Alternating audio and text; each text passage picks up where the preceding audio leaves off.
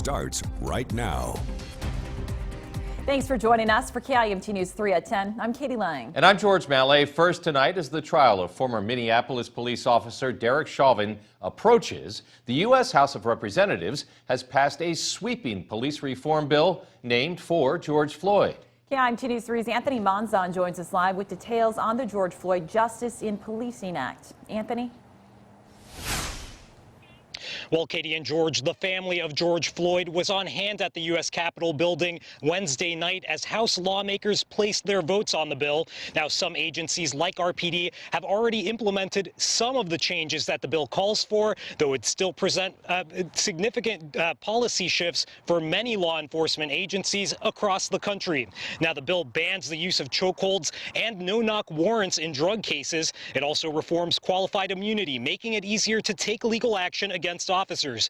There are several other components of the bill, which its author, Representative Karen Bass, says are focused on improving the standards, accreditation process, and culture of policing in America. Representative Bass adds she believes officers themselves want to work in an ethical environment.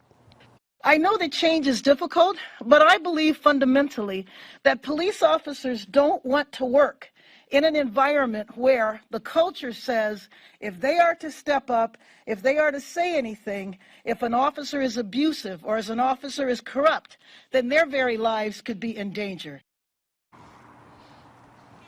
Now, 2 House Democrats joined all House Republicans in voting against the bill. We reached out to Congressman Jim Hagedorn for his reaction, and he says in part, quote, law enforcement officers must take split-second life-saving decisions. Turning our backs on them and defunding the police will not enhance safety on America's streets. Instead, we must ensure police departments have the funds needed to recruit, train, and retain high-quality officers and public servants.